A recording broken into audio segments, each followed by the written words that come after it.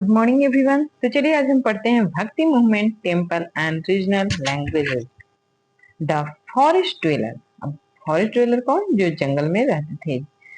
Forest dweller worshipped gods and goddess according to their tradition. बोल रहा है जो हमारे फॉरेस्ट में रहने वाले लोग थे वह भगवान की पूजा करते थे, देवी देवताओं की पूजा करते थे अपने प्रथा, अपनी परंपरा के अनुसार। Even today we find many canopies and altars in the forest of Chhattisgarh contain ancient relics of बूढ़ा देव, माता देव, बूढ़ा। अभी भी हम देखते हैं कि छत्तीसगढ़ के बहुत सारे क्षेत्रों में, बहुत सारे जंगल के अलग अलग क्षेत्रों में बहुत सारे उनके जो वंशज हैं, जो उनकी लीगेसी लेके आगे बढ़ रहे हैं, तो वहां भी अभी भी बूढ़ा देव और माता देव की पूजा होती है। We also find altar in village where people worship Thakur Dev. तो आपने देखा होगा कि वो उन सभी देवताओं में ठाकुर देव जो होते हैं वो सबसे अभी भी बहुत सारे जो जनजातियां हैं उनमें ठाकुर देव की पूजा होती है। द गॉड ऑफ ट्राइब, जो उन्हें ट्राइब का देवता कहा जाता है।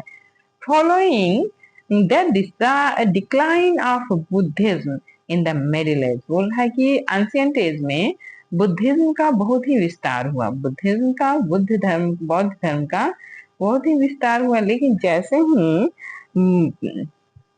मिडिल एज आया उसके बाद बुद्धिज्म का प्रसार क्या हुआ? रुक गया।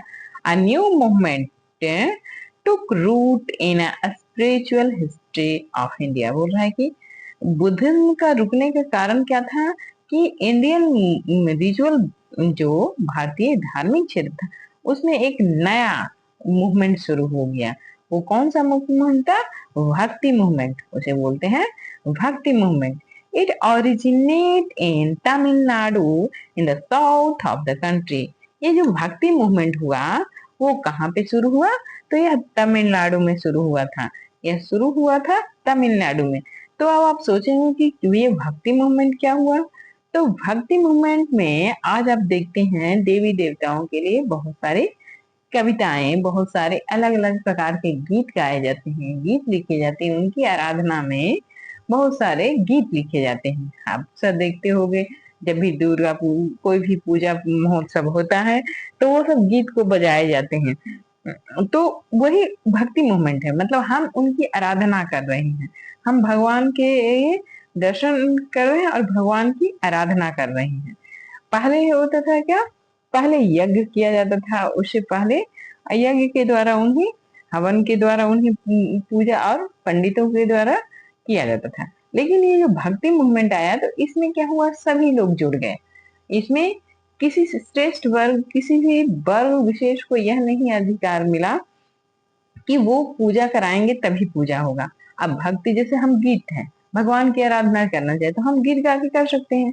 हम कोई भी गीत हमें जो पसंद है हम गीत गाते हैं, भजन गाते हैं, जो भी हमें पसंद होता है तो हम उस भजन के द्वारा हम उस भजन करते हैं, कीर्तन करते हैं। बहुत सारे सभी भगवानों के अलग अलग तरीके से जो भी लिखे जाते हैं, कविता लिखे जाते हैं, गीत लिखे जाते हैं, गान लिखे जाते हैं, भजन लिखे जाते हैं, कीर्तन लिखे जाते हैं। तो ये जो तरीका है भगवान की आराधना का गाकर, तो वो क्या हो जाता है? वो होता है भक्ति मूवमेंट के अंतर्गत आ जाता है। It originate in Tamil Nadu. कहाँ ओरिजिनेट हुआ था? Tamil Nadu, in the south of the country. It adhere and belong to all caste. ये क्या बोला? बोला इसमें अब किसी कास्ट प्रॉपर की जरूरत नहीं पड़ी, इसमें सारे कास्ट भगवान की आराधना में जुड़ गए। All cast including any many devotees of Shiva and Vishnu. और जो शिव की आराधना करते हैं, विष्णु की आराधना करते हैं, सभी इसमें जुड़ गए। दे discussed the worship of multiple gods and goddesses and instead preach preach love and faith in Shiva and Vishnu। Shiva और विष्णु की जो आराधना करते हैं वो इसमें पूरी तरह से भगवान को प्यार, भगवान का जो फेथ है, विश्वास है, वो सब इस गाने के द्वारा, इस भक्ति के द्वारा उन्होंने एक्सप्रेस करने लगा। और यह जो भक्ति मूवमेंट है वो बहुत ही तेजी से आगे बढ़ा। They compose devotional song in Tamil, devotional song, समर्पण वाला सॉन्ग उन्होंने तमिल में लिखा, which become very popular among the common people, जो कॉमन पीपुल में बहुत ही ज्यादा फेमस हुआ। द शिवा डिवोटी बार, जो शिवा डिवोटी थे उन्हें नैनार बोला जाता था, known as Nayanar, and Vishnu devotees were known as Alvar, जो शिव की आराधना करते थे, जो शिव का गान करते थे, उन्हें ये नैनार बोला गया। और जो विष्णु का आराधना करते थे, विष्णु की पूजा करते थे, विष्णु की भक्ति करते थे, तो उन्हें क्या बोला गया, Alvar. They also worship Krishna and Rama as incarnation of Vishnu, बोल रहा है कि विष्णु के ही अवतार के रूप में राम और कृष्ण की भी पूजा होने लगी। Under the influence of the bhakti movement, temple were constructed in many different places. अब भक्ति मूवमेंट में हर कोई जुड़ गया, हर कोई भक्ति कर रहा है भगवान की आराधना की। जो शिव की भक्ति कर रहा है वो नैनार कहला रहे हैं, जो विष्णु की भक्ति कर रहा है उसे अलवार कहला रहे हैं। अब राजा भी इससे छूटे हुए नहीं है। अब राजा अपना प्रभाव क्षेत्र बढ़ाने के लिए, अपना प्रभाव क्षेत्र दिखाने के लिए दूर दूर क्षेत्रों में जहां तक उसका प्रभाव है, जहां तक उसका क्षेत्र है, वह शिव मंदिर बना रहा है, जहाँ पे विष्णु मंदिर बना रहा है। The king shouted many those temples more magnificent to reflect their own glory and influence. और राजा दूर दूर क्षेत्रों में मंदिर की निर्माण कर रहा है, शिव की और विष्णु की। उससे यह भी ये प्रतीत होता है कि अब राजा अपने ही क्षेत्र में तो बनाएगा ना, तो किस किस क्षेत्र में वह जहां जहां वो मंदिरों को निर्माण कर रहा है वो अपने क्षेत्र को बता रहा है, तो उसे पता चलता है कि वह राजा का यहाँ तक उसका विस्तार क्षेत्र था। But many devotees were not happy with the way of kings were seeking to glorify their name. लेकिन इसमें कुछ डिवोटी थे जो खुश नहीं थे कि राजा अपनी ग्लोरी क्यों फैला रहा है। हम भगवान की ग्लोरी को आराधना पूजा कर रहे हैं, तो ये जो राजा है वो अपनी ग्लोरी फैलाने के लिए इतने बड़े बड़े महल क्यों बना रहा है। They believe that love of God, वो बिलीव करते थे कि हम भगवान की पूजा करते हैं, भगवान को प्यार करते हैं, ना कि राजा को। Should not manifest in any outward pomp and show, वो कोई दिखावा नहीं करना चाहते, वो भगवान की आराधना करना चाहते थे, वो किसी प्रकार का दिखावा नहीं करना चाहते थे। chief among these devotees were Lingayat और वीर शैव ऑफ कर्नाटक। इनमें वो कौन लोग थे, तो ये लिंगायत समुदाय के लोग थे जो भगवान की आराधना करते थे, लेकिन किसी प्रकार का शो ऑफ नहीं करना चाहते थे, किसी प्रकार का दिखावा नहीं करना चाहते थे। The main inspiration of the Bhakti movement in the south were Vasavana and Aka Mahadevi, बोल रहा है द मेन इंस्पायरेशन ऑफ भक्ति मूवमेंट, भक्ति मूवमेंट में जो साउथ का जो मेन इंस्पायरेशन थे वो कौन थे, वैश्रवना एंड आका Mahadevi. They sought to eradicate all form of discrimination based on caste class। बोलो ये जो वैश्रवना और आका महादेवी थी वो वहां, अब वहां पे उन्होंने पूरी तरह से इराडिक्ट कर दिया, मिटा दिया क्या, डिस्क्रिमिनेशन, किसी प्रकार का जो कास्ट डिस्क्रिमिनेशन होता है, ऊंची जाति और नीची जाति का जो भेदभाव होता है उसे पूरी तरह से हटा दिया। The Nathpanthi and Siddha start a similar movement in Bengal and Bihar. और वही जो भक्ति थी, जो भक्ति मूवमेंट थी, जो अब साउथ से शुरू हुई थी, तमिलनाडु से शुरू, अब वो भक्ति मूवमेंट नॉर्थ में आ गई। अब वो जो वेस्ट बंगाल में, कहा शुरू हुई, वेस्ट बंगाल में उसे नाथपंथी और सिद्धा ने स्टार्ट किया। जो हम लोग उधर नैनार बोल रहे थे और जो हम उन्हें अलवार बोल रहे थे, अब यहाँ पे वो नाथ पंथ जो लोग थे, जो सिद्धा जो लोग थे, वो स्टार्ट किए सिमिलर मूवमेंट। वैसा ही भक्ति मूवमेंट बंगाल और बिहार में स्टार्ट हुआ। द भक्ति सेंट रोट सॉन्ग, जो भक्त में लोग रहते थे, जो सन्यासी, वो सॉन्ग लिखते थे in the language spoken by common people. जो लोकल पीपल, जो कॉमन पीपल होता है, जो सामान्य जन होते हैं, उनकी जो भाषा होती है, वो उस भाषा में उस कविताओं को, उस गाने को लिखा जाने लगा। जिस भगवान की आराधना करना है, तो भगवान की आराधना के लिए अलग अलग गीत गाने लिखे जाने लगे। This help the development of various local language and literature. इससे हुआ क्या, अब हर जगह, जैसे कि आप बिहार में देखेंगे तो बिहार में भी बहुत सारे लैंग्वेज का प्रयोग किया जा रहा है, बंगाल में बहुत सारे तो हर क्षेत्र में एक नई नई भाषा जन्म ले रही थी। हर कुछ हर क्षेत्र में, हर क्षेत्र की अपनी एक नई भाषा जन्म ले रही थी, और उस भाषा में रिटन फॉर्म आ रहा था। मतलब कि अब लिखने की विविधता बढ़ती जा रही थी। अब लिखने की विविधता, हर भाषा में गीतों को लिखा जा रहा था, हर भाषा में उनका व्याख्या अलग अलग हो रही थी। We find many such composition from the era in a rudiment form this language। बोल रहा है कि इस समय हमने बहुत सारे कंपोजिशन देखे, बहुत सारे लैंग्वेज में, ठीक है, including Tamil, Telugu, Kannada in the south, Gujarati, Hindi in the north. बोल रहा है कि तमिल, तेलुगु, कन्नड़, ये सब क्या है, हमारे जो साउथ का लैंग्वेज है, और गुजराती गुजरात का, और हिंदी जो उत्तर भारत में ज्यादातर क्षेत्रों में कौन सी भाषा का प्रयोग होता है, तो हिंदी क्षेत्र का प्रयोग, हिंदी भाषा का प्रयोग होता है।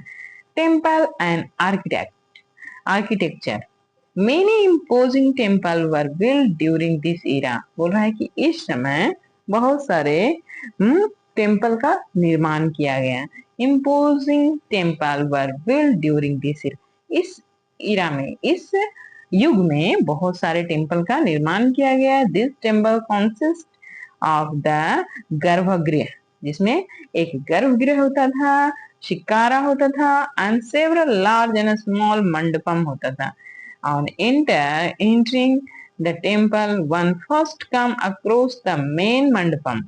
बोल रहा है कि आज अब इस समय जो जो मिडेवल एज में जो मंदिर बनाए जाने लगे, उसमें जो क्या होने लगा, गर्भगृह होने लगा। गर्भगृह के जहाँ पे मंदिर की स्थापना होती है, जहाँ मंदिर मूर्ति रखी रहती है, जो मेन प्लेस होता है, जो जहाँ भगवान को स्थापित किया जाता है, उसे गर्भगृह कहा जाता है। फिर शिखर होता है, शिखर मतलब उसकी जो चोटियां होती थी, वो शिखर बोला गया। सेवरल, छोटे छोटे बहुत सारे, अब देखिएगा कि अलग अलग मंडपम बनाए जाते हैं। मंडपम, मंडप टाइप का जो एरिया रहता है, परिसर होता है, उसे मंडपम बोला गया। आफ्टर विच आर द अर्ध मंडपम एंड महामंडपम। बोल रहा है इसके बाद उसमें किसी में अर्ध मंडपम भी बनाया गया, किसी में महामंडपम भी है। This mandapam are basically large hall. बोल रहा है कि मंडपम से आप कंफ्यूज मत होइए, ये मंडपम बेसिकली क्या होता है, हॉल होता है, बड़ा सा हॉल होता है। Where devotees stand for darshan of the gods and goddess, जहाँ पे जो भक्त, जो डिवोटीज होते हैं, वो रुकते हैं क्या करने के लिए, दर्शन करने के लिए। किसकी, तो गॉड या गॉडेस की, जिनका वो गर्भगृह रहता है, जिनकी वो मंदिर रहता है, जिनका टेम्पल रहता है, उनका उनके गर्भगृह में मूर्ति की स्थापना होती है, और जहाँ पे वो दर्शन करने के लिए रुकते हैं, उसे मंडपम बोलते हैं। The garbhagriha is the centre scene where the image of god goddess are placed. बोली ना, जहाँ गर्भगृह क्या है, इसे बोला जाता है जहाँ पे मुख्य मूर्ति की स्थापना होती है, उसे गर्भगृह कहा जाता है। Shikhara, the tall spire like structure, it built atop of गर्भगृह and the visible from afar। बोल रहा है कि ये अब शिखर किसे बोला जाता है, तो आपने अक्सर देखा होगा कि जहाँ पे गर्भगृह रहता है उसके ऊपर में शिखर बनाया जाता है, मतलब वो मंदिर का सबसे ऊंचा पार्ट रहता है, वहां पे वो मंदिर का सबसे ऊंचा पार्ट होता है, उसे शिखर के रूप में सबसे ऊंची ऊंचाई दी जाती है। सबसे ऊंचा जो क्षेत्र होता है वो शिखर का काम करता है। इट इज, इससे पता चलता है कि उस मंदिर का गर्भगृह कहाँ पे है। आप दूर से भी पता कर सकते हो कि उस मंदिर का गर्भगृह कहाँ है। जहाँ पे शिखर रहता है, शिखर के नीचे में उसका गर्भगृह रहता है। It is the most attractive part of the temple. यह यह जो है, जो शिखर होता है वो उस टेम्पल का सबसे मोस्ट अट्रैक्टिव पार्ट होता है। And it is usually build in two style. इसे दो स्टाइल में, मुख्य रूप से कितने स्टाइल में बनाए जाते थे, दो रूप में, the southern and the northern. बोल रहा है कि साउदर्न रूप में और नॉर्दर्न रूप में। तो 1.3 में हम देख रहे हैं कि साउदर्न टाइप में है, तो 1.3 है ये हमारा, 1.3 पीछे चला गया है, और ये 2.2, 2.2 ये है। ये देखिए, ये जो है, तो हमारा जो इसमें है, तो ये देखिए ये जो पार्ट है ये शिखर का पार्ट है, यानी कि जो नीचे का एरिया है यहाँ पे गर्भगृह है, और ये जो है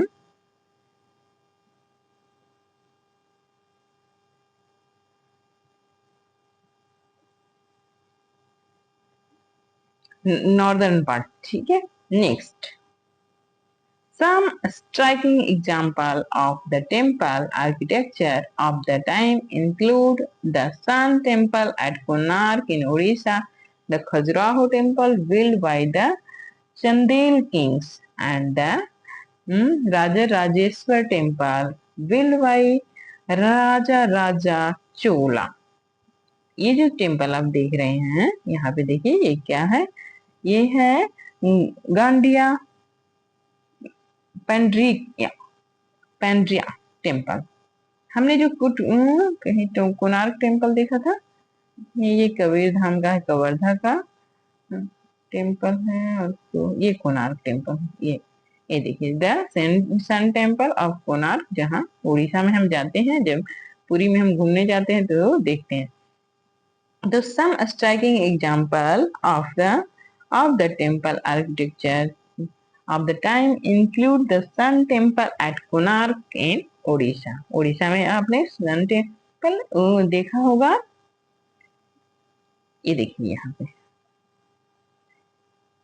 ये जो हमारा ये शिखर हुआ, शिखर के नीचे गर्भगृह हुआ, और जो अब ये टूटने की अवस्था में आ गया है, तो ये क्या हो गया है, यहाँ मंडपम था। Konark in Odisha and Khajuraho temple build by the Chandel king. आप खजुराहो टेम्पल जो बनाया गया था वो किसे के द्वारा बनाया गया था, चंदेला किंग के द्वारा। And Rajarajeshwar temple build by Raja Raja Chola.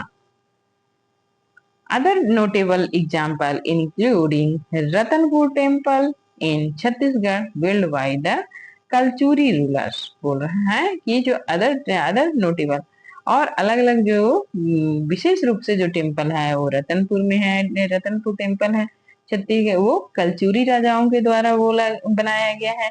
Gandai पंडेरा पेंडेरा temple जो हम देख रहे हैं, ये गंडई पेंडेरा टेम्पल, ये वाला temple, the Shivri Narayan temple build by Jajalya Dev. जो इस टेम्पल को किसके द्वारा बनाया गया, जाजल्य देव के द्वारा। And the Bhoram Dev temple of Kabir Dham at Kawardha. Bhoram Dev के टेम्पल किस कहाँ पे है, ये देखिए आप, ये भोरम देव के टेम्पल है जो कि कबीर धाम में बनाया गया है, कवर्धा। दे contain massive image of God and God carved in stone। बोला इनमें बहुत सारे देवी देवताओं का इमेज को स्थापित किया गया है, इमेज को बनाया गया है, इमेज को स्थापित किया गया है। इस प्रकार हमने आज सेकंड चैप्टर को भी कंप्लीट किया। आप इस क्वेश्चन आंसर को सॉल्व करके मुझे ये सेंड कर सकते हैं या बता सकते हैं कि आपको यह पढ़ने में कैसा लगा। देखिए, हिस्ट्री हमें पढ़ना चाहिए, हिस्ट्री हमें अपनी अपनी हम कहाँ से कहाँ तक, कितने परिवर्तनों के बाद हम यहाँ पर आज इस अवस्था में पहुंचे हैं, यह हमें जानने का परिचय कर रहा है। तो आप सभी हिस्ट्री पढ़िए और अपने आप में जानिए। धन्यवाद।